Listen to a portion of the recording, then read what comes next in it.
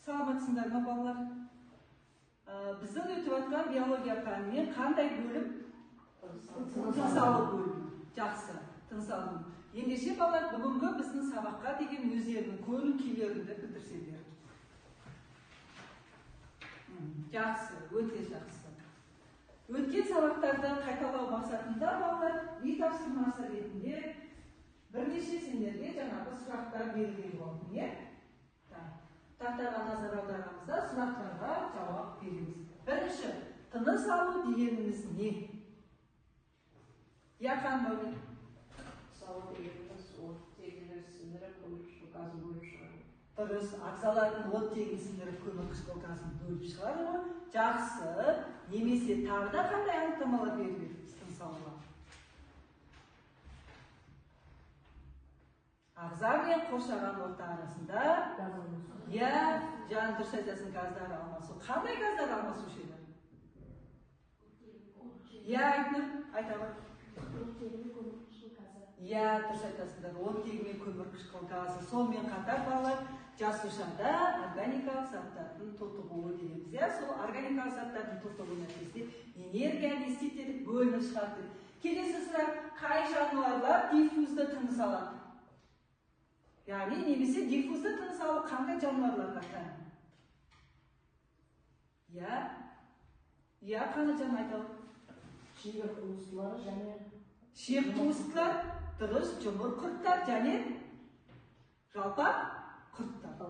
Жақсы. Шиек қуыстылар, жалпақ және жұмыр құрттарға балалар естеріне сақтаймыз диффузды тыныс алу тән.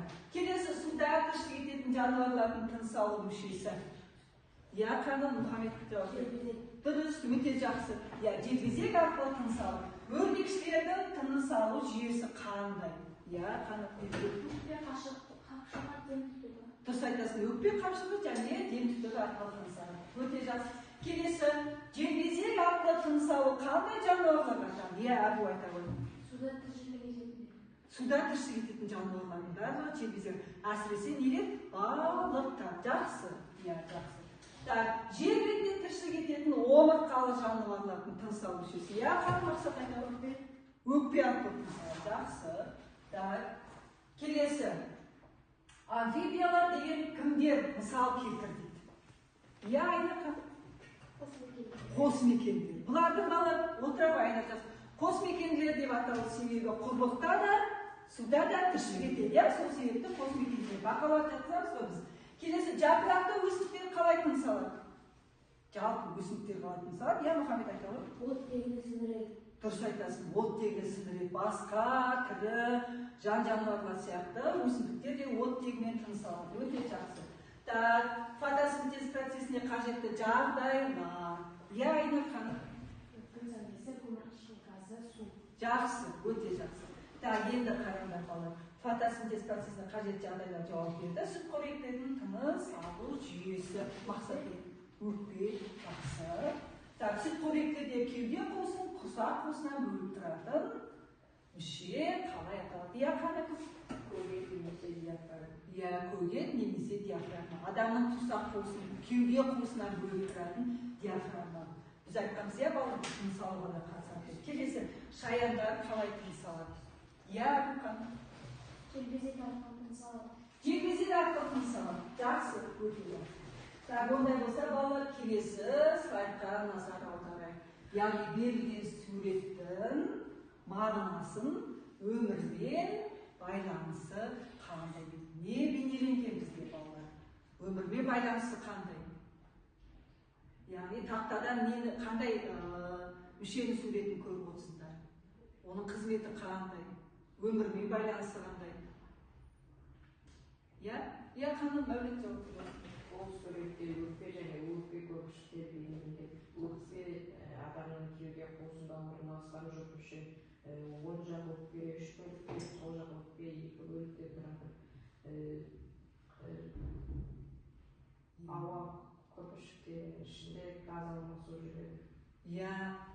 Ал өмірмен байланысы қандай осы мүшелердің? Қандай мүшелерге жатқызайық деп тұрмыз балалар?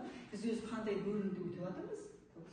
Сондықтан да балалар, бұл аталған мүшелер біздің немен байланысты? Өмірімізде тыныс алуымен тығыз байланысты. Ондай болса дәптерлеріңді ашасыңдар да 19-шы ақпан тақырыбымызды жазайық. Тыныс алу мүшелері, адамның тыныс алу жолдарының құрылысы мен газ алмасу. Тыныс алу мүшелері, адамның тыныс алу жолдарының құрылысы мен газ алмасу мүшелері. Газ алмасу мүшелері. Тыныс алу мүшелері, адамның тыныс алу жолдарының құрылысы мен газ алмасу мүшелері. Газ алмасу мүшелері.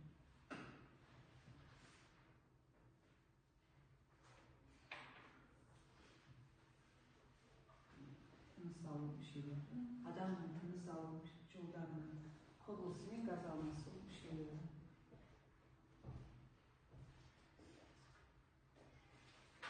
Газ алмасу мүшелері.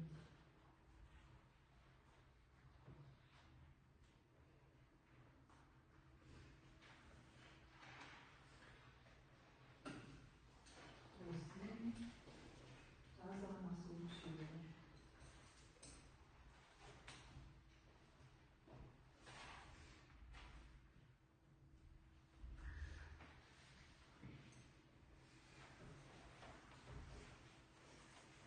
Газ алмасу мүшелері. Жаздық па? Бүгінгі біздің сабағымыздың мақсаты адамның тыныс алу мүшелерінің құрылыс ерекшеліктерін танып білу. Енді бағанадан бері балалар өздеріне анықтамасын беріп жатсыңдар.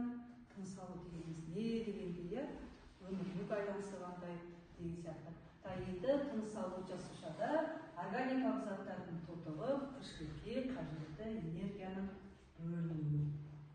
Яғни балалар бұл жерде органикалық заттар деп отырамыз: май, көмір, су, нәруыздар, тотықтар біздің тіршілігімізге қажетті энергияны не істейді? Бөліп шығады. Ал біз сол энергияны не істейміз? Күнделікті тіршілігімізге пайдаланамыз.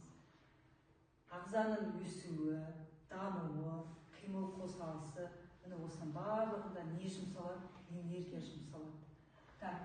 Адамның тыныс алу жүйесі, тыныс алу жолдарымен өкпеден тұрады. Тыныс алу мүшелеріне мұрын қуысы,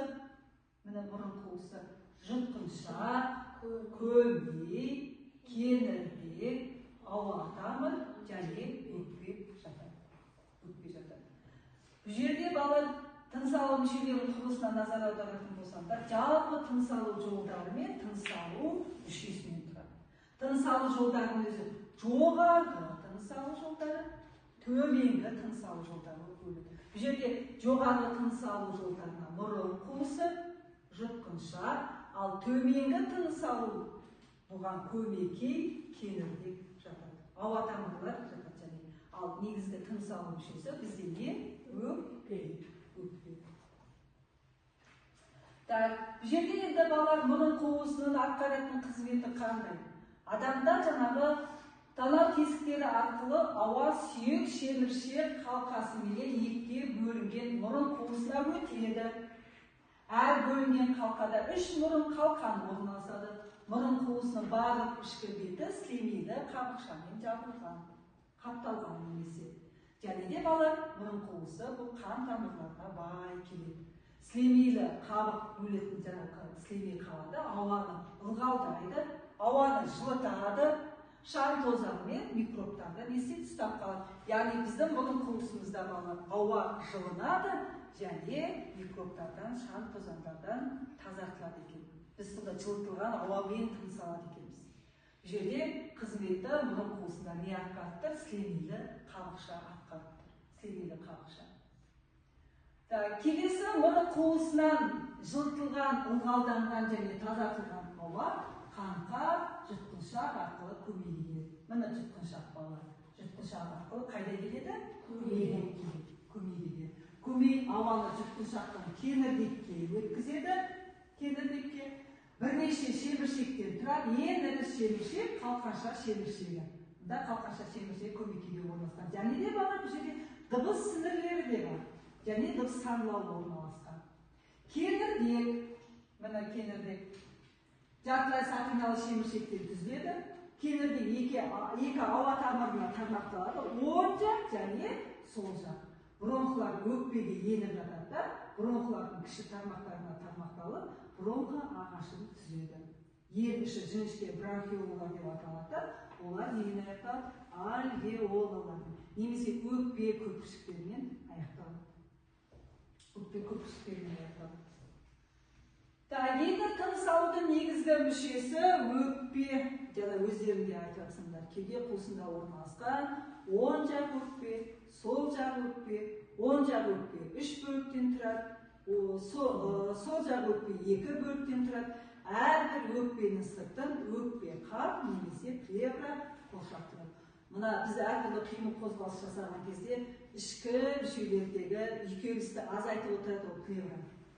Енді ауа көпіршіктері немесе альвеолалар. Адамның өкпесінде бала 700 миллионға жуық нелер бар? Өкпе көпіршіктері бар екен. Әрбір альвеола өте ұсақ қан тамырларымен қапталып жатады. Ұсақ қан тамырларымен. Бұл жерде бала альвеолаларды көріп тұрсыңдар өздерінде. Әрбір альвеолалардың сыртын 700 миллионға жуық альвеола бар дедік қой адам өкпесінде, иә? Міне әрбір жаңағы альвеолалардың сыртын капилляр қан тамырлары қаптап жатады. Негізгі газ алмасу, бағана өздері айтасыздар ғой, оттегі көмірқышқыл газ алмасады. Осы альвеолаларда кезде жүзеге асады. 700 миллионға жуық бізде альвеола бар деп атаймыз. Енді бізде келесі неге назар аударайық. Жылдам сұрақтар немесе мағынаны түсіндіру. Сұрақтарға жеке-жеке өзіміз жауап береміз. Бала, бірінші сұрақ, тыныс алу жүйесі дегеніміз не? Кітапты қолдансаңдар болады. Бізде 31-ші тақырып қой. Тыныс алу дегеніміз не? Кім жауап береді? Я Мавлетхан. Тыныс алу жүйесі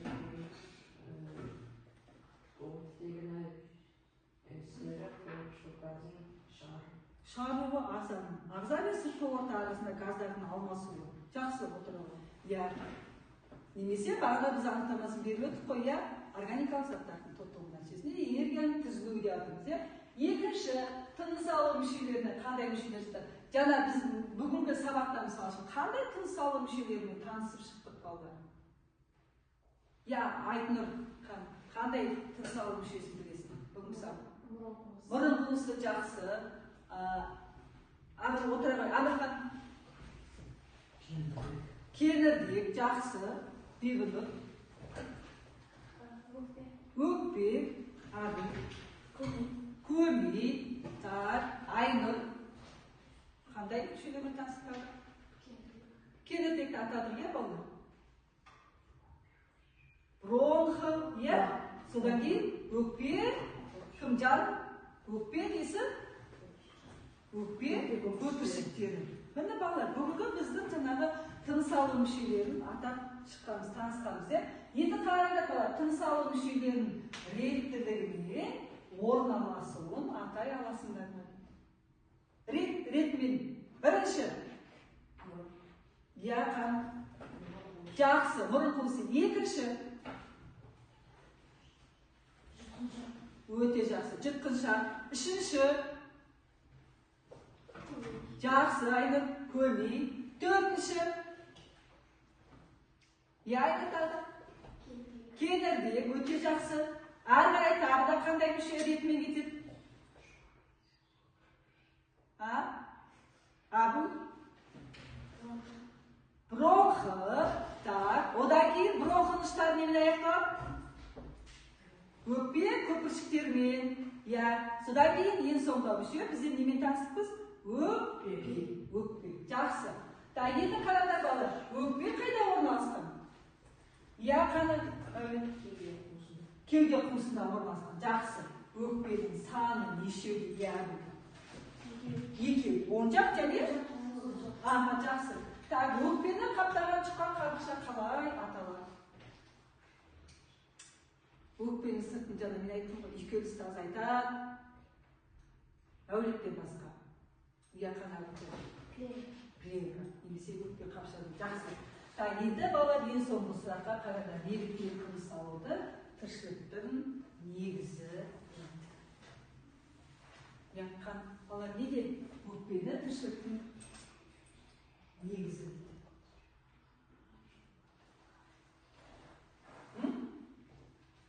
Қалай ойлайсыңдар бала? Тыныс алмасақ біз бір минут тұра аламыз ба? Бір минутта тұра алмаймыз, иә? Иә, болмаса қаны. Неге? Тіршіліктің көзі дейді.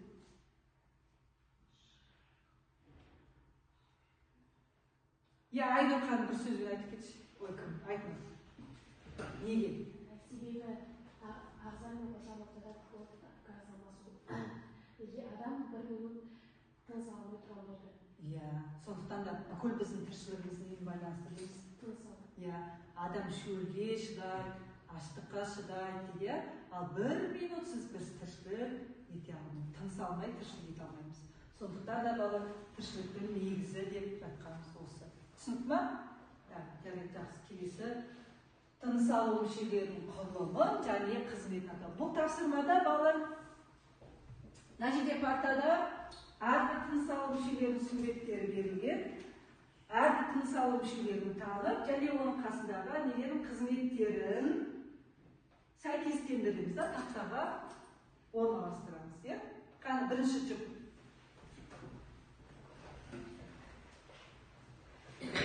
Ең бірінші бізде тыныс алу мүшесі қайсы? Жақсы, иә.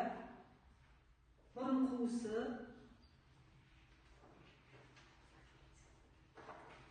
Яғни мұрын қуысының қызметі қандай?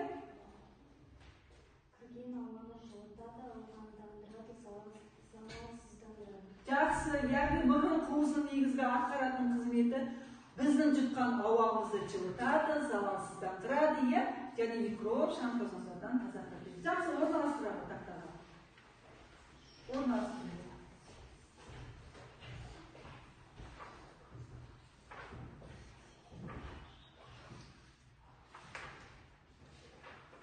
Я қызметін қоса арқасына.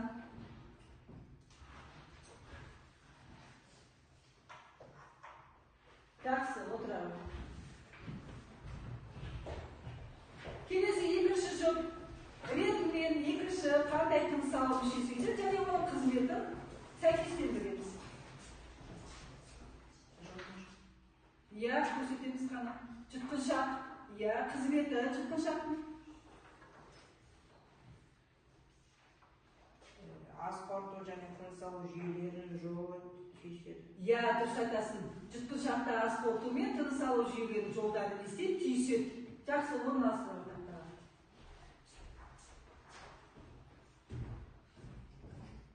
Қамқал отырады.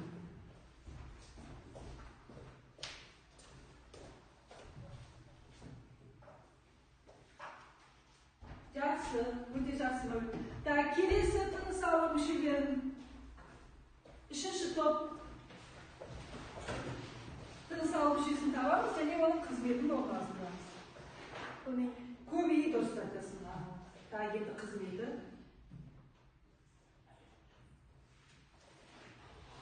Ішіне дыбысы сіңірлері бар. Я, дұрыс айтасың. Көмейде дыбыс сіңірлері орналастырады. Жақсы, орналастырады. Қақтағы.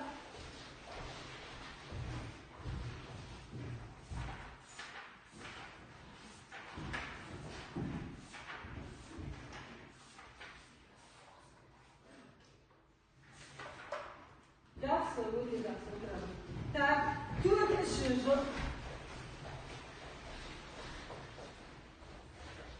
Яғни көмейден кейін қандай? Келірбек. Жақсы, иә. Қызметін табамыз. Қаны оқимыз. Дауыстап оқимыз. Шемішілікті жатыла сахналаудан тұрады. Өте жақсы. Екінші тағы қызмет бар ма? Иә. Қашындағы жіңішке бұтақшалары бронхоларға деп аталады да альвеолалармен аяқталады. Иә, жақсы. Өте жақсы.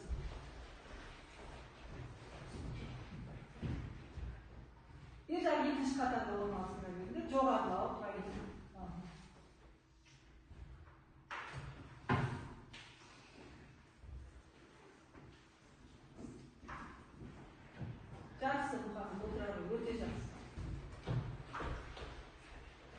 Kelесі тыныс алу мүшесі бізде 5-ші топ.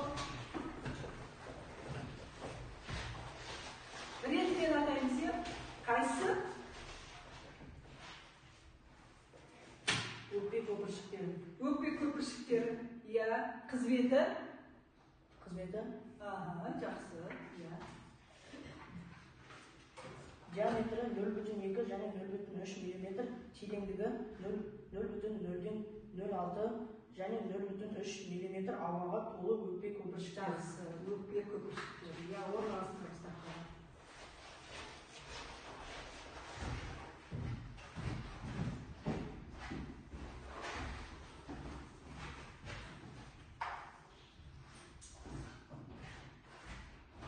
Бізде енді ең соңғы тыныс алу мүшесі айтылып, бірінші топ қайтадан келеміз бары.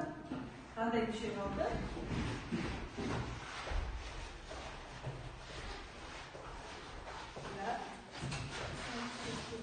Көрсетеміз, е?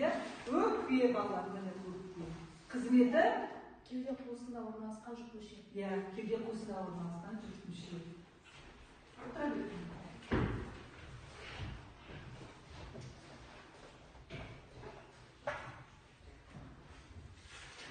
Жақсы. Балалар өте жақсы. Келесі тапсырмаға көшейік осы. Алдарында отырған кестені пайдалана отырып, тыныс алу мүшелеріне олардың атқаратын қызметтерін естесіне сәйкестендіресін. Мына жерде қызметі берілген бірінші бағанда, екінші бағанда тыныс алу мүшелері берілген. Жұптық жұмыс бір-бірлерімен келісе отырып, дұрыс жауабын кестеге естесіңдер, толтырасыңдар. Кестеге толтырамыз.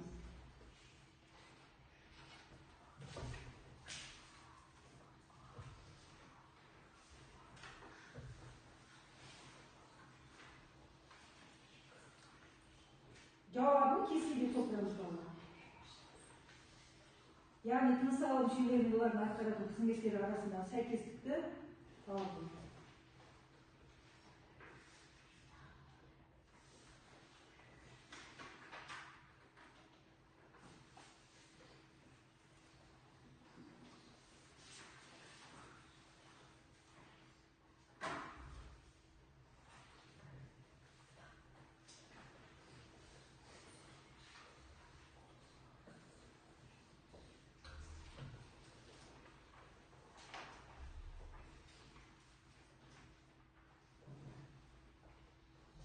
Болдыңдар ма жатыр? Басқа балаларды аяқтасын, күтейге.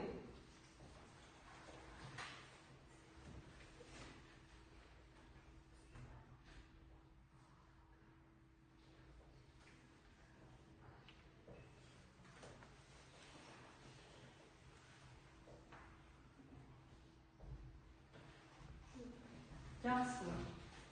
Қазір тегіс болайық, да? Can болдыңдар ма?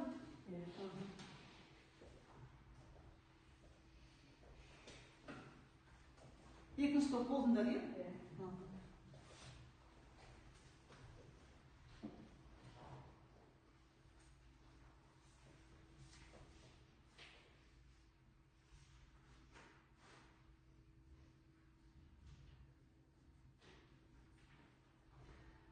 Бәріміз болса, онда балалар тақтарға назар аударайық. Бірінші бізде шеміршекті жартылай сақиналардан тұрады дейді. Қандай мүше ол? Иә, кеңірдек. Бәрімізде дұрыс па? Түгеліміз кеңірдек үштепе кетіп па? Жақсы, жанынан өте жақсы. Келесі ауа жылытады, залалсыздандырады, ылғалданады, шалтылданып тазартылады. Иә, қандай? Мұрын қуысы. Бәріміз дұрыс ма? Жақсы. Үшінші, шеміршек сақиналардан түзілген. Иә, Айнұр? Төртінші топ. Көмей. Бәрімізде көмей ма, балалар? Жақсы. Дұрыс жауап. Келесі слемейлі қабықта иіс жасушалары болады. Иә, мұрын қуысы. Бәрімізде дұрыс па, балалар? Бірінші, иә? Сүйекті шеміршекті қалқа бар. Иә, бірді? Бірінші. Ол мұрын қуысы бізде, иә? Бірінші мұрын қуысы ма? Жақсы, өте жақсы. Келесі бізде сілемейді қабықта бездер бар, тербелмейді, екі теле болады. Бұл үшінші мұрын қуысы. Бір деп белгіледік па бәріміз? Жақсы. Келесі сілемейді қабық қатпарындағы шеміршек арасында дыбыс сіңірлері бар.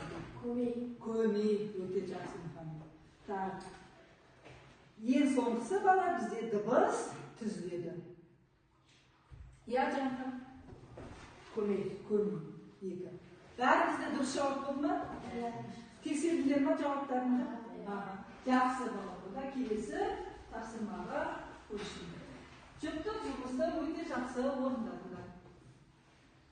Енді бүгінгі тақырыпқа байланысты бізде биологиялық мынандай есеп берілген. 1 минутта дені сау адам қалыпты жағдайда 16-18 тыныс алады. Егер адам шамамен 1 минутта 16 рет тыныс алады деп есептесек, ол адам 1 сағатта және 1 күнде қанша рет тыныс алады? Яғни 1 сағатта және 1 күнде қанша рет тыныс алады? Кейбір оқулықтарда балалар көбіне 16-18 рет, кейбір оқулықтарда 12-16 рет дейді. Сондықтан да біз 16 рет деп нәрсе есепте, осы бірақ неге тоқталуымыз. Ал енді есептеп көріңдер онда.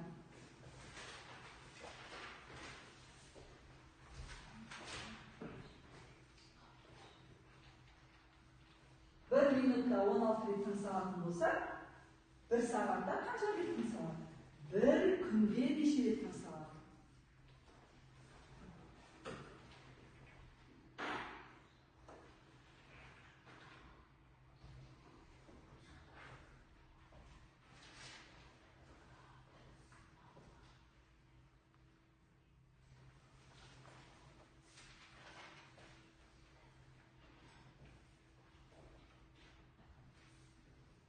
Сағатта 60 минут барын білесіңдер, де балалар?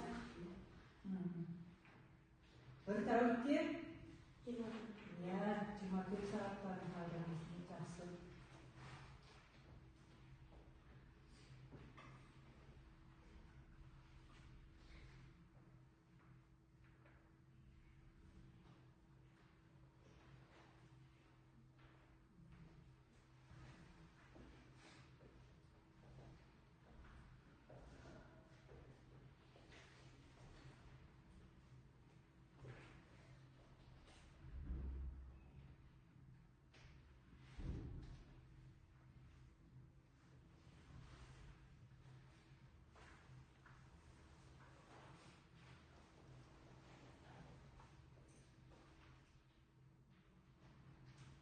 Cevabını жазамыз. Bize ne сұраптыр балалар? Соның жауабын сұрақта не сұрайды, солай жауабын жазамыз. 1 сағатта неше рет, 1 күнде неше рет мысалы, ықтималдығы бар.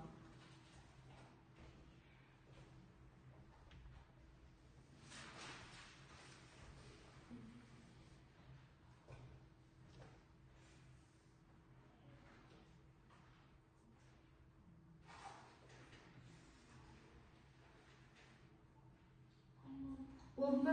Қазір артын күтейік, балалардың бәрі тегіс шарт болсын.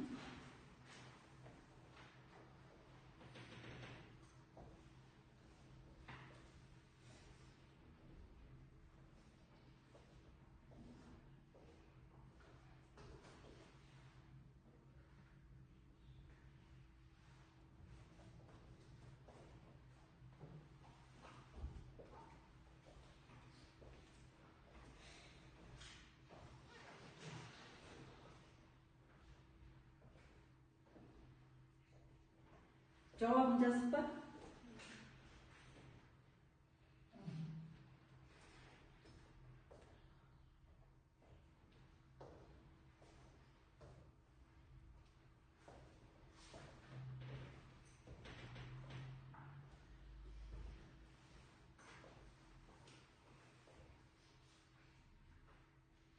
Так, есептің шешу жолдарына тоқталайық онда. Так, 1 сағатта қанша минут бар? 6 сағат. Ya 60'ta neşeyi koyup sonda neşe çıktı? 10'un cevabı? 1 saatte. Ya sonda adam 1 saatte neşe gittin sağladı ki? Bu öte жақсы, 960 rет. Ya енді Tavrik bo'yicha qalay ishlayishni sharti? 960 ya'ni ko'paytesizlar. Bir tavrikka 24 soat qilib sonda qancha chiqdi? 23 minut. Ya'ni bir soatda 960 tins oladi ekan odam. Bir tavrikka 23 minut 40 tins oladi. Tagi setni sharsi jam taqara. Qalay sharti? Balalar bastamiz teksherib qaraymiz, ular so'rash.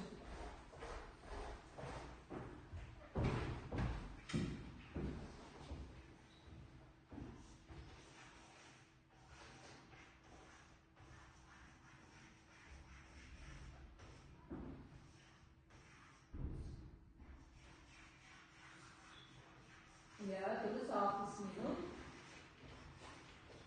Ya, onu koyacağız nesiye? Ya, koydu. 60 koydu 16.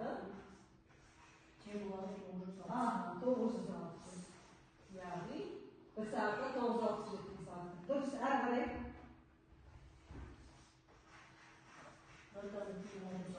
Doğrusu 24 saatte.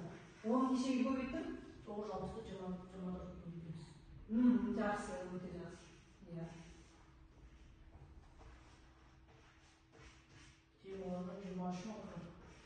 Yaxshi. Ya'ni bir soatda adam 960 deymizsa, qo'shilsa, bir tavlikda 20 ming qilib qo'shiladi. Ha, yaxshi. Barchalarimiz o'shanday bo'ldimi, bolalar? Tamam. Yaxshi. Unday bo'lsa, bolalar bizga kelesi topshirma, o'yin qilindi. Ya'ni saykeslik o'yini. Saykeslik o'yini.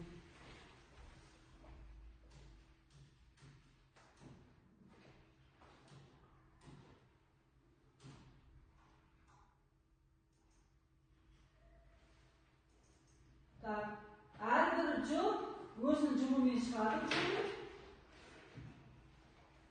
Tinish olу mushuklarning saykeslik o'yini.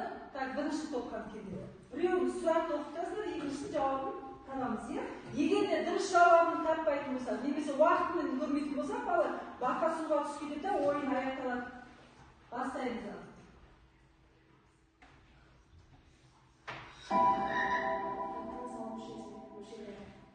Ya, qaysi?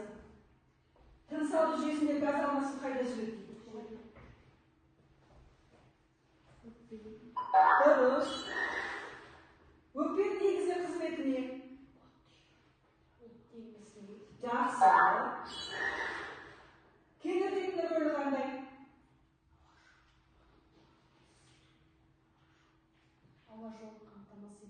Yaxshi.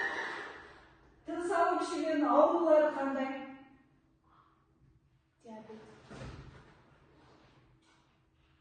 Tinish olib bo'lmaydi bo'lsa, baqani suvga tushirib olamiz dediga. Bas ko'rindi.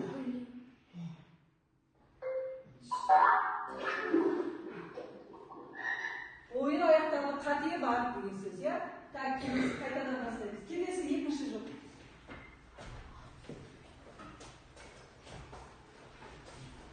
Tinish olib mushuklarning qurilishi qanday?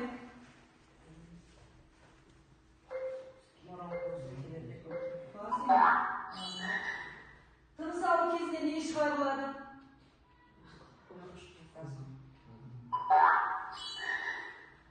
Tinish olу juyesining negizgi funksiyasi chidamdamiz. Ya. Mo'rinning xizmati qanday? Yaxshi. Qanday bir yerda tinish olу juyesini ijod aniqlab ko'rsatasiz? Yaxshi. Tak. Baribir o'ta yaxshi o'rinlarmi? Tinish olу mushuklarning negizgi qismi. Kelesi top, shishi top, chidamdamiz. O'tiradi. Tinish olу mushuklarning negizgi xizmatlari. Chidamdamiz.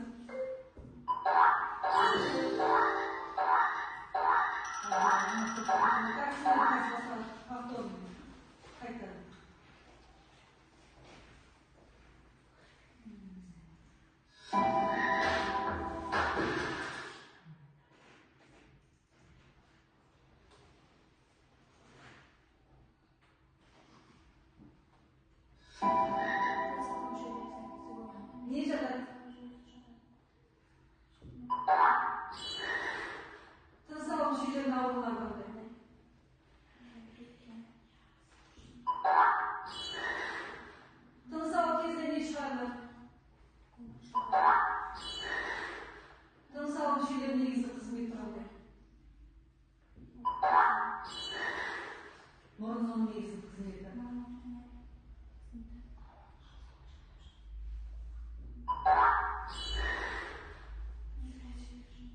Негізгі функциясы.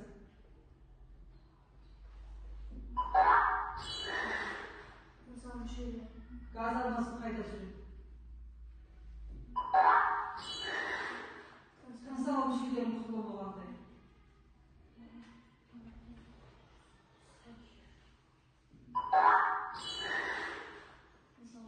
Өкпенің негізгі қызметі.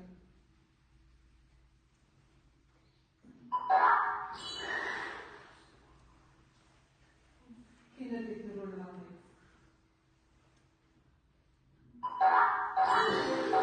Жақсы, өте жақсы.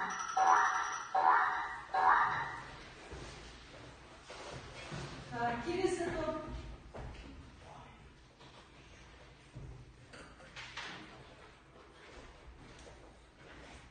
Келесі топ қазір. Дайынсыз ба?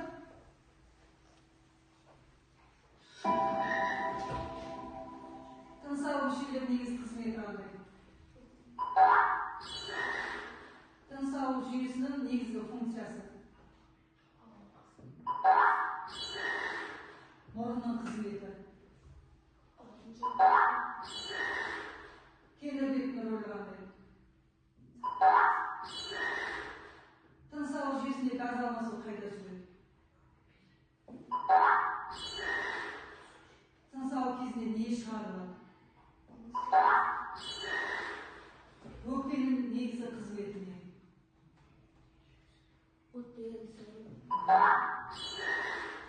Тыныс алу мүшелерінің аурулары қандай?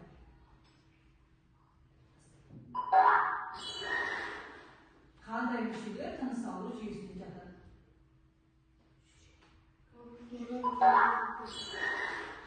Тыныс алу мүшелерінің құрылымы қандай? Жақсы. Так, бесінші топ.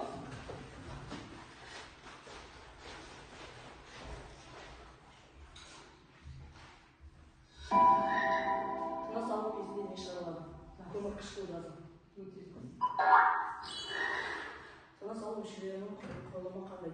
Мұрын, қуысы, кеңірдек, өкпе. Өкпенің негізгі қызметіне оттегін сіңіру. Тыныс алу мүшелерінің аурулары қандай? Пневмония, астма. Мұрынның қызметі қандай? Ауаны жылыту және ылғалдандыру. Тыныс алу жүйесінің негізгі функциясы не? Ауа алмасу.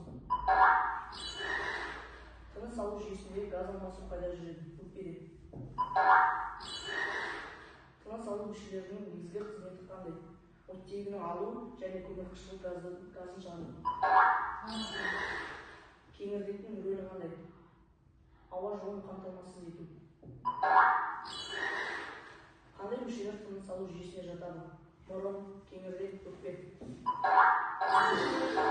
Жақсы.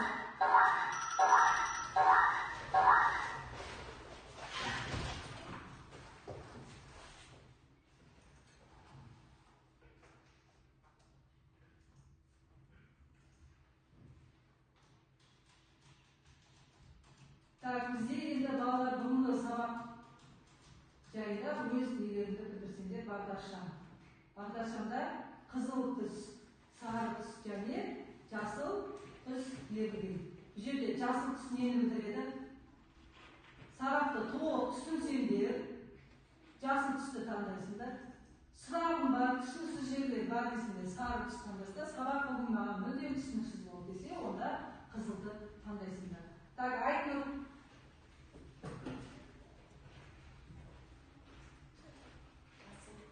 Не себепті жасыл түс? Бас жасыл түс? Себебі мен сабақты түсіндім. Жұптық жұмыс маған. Жұптық жұмыс. Так, келесі Мәулет.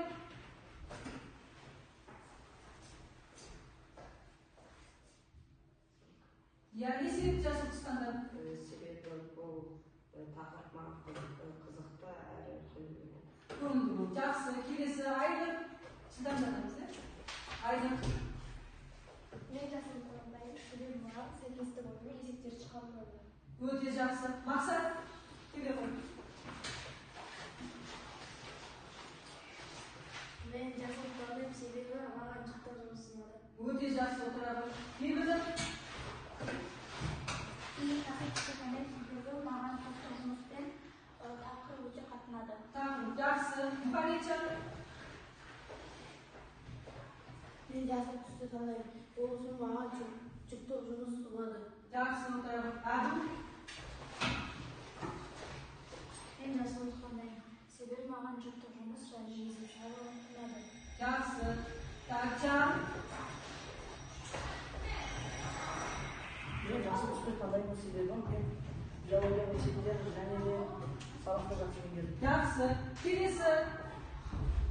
Амырхан.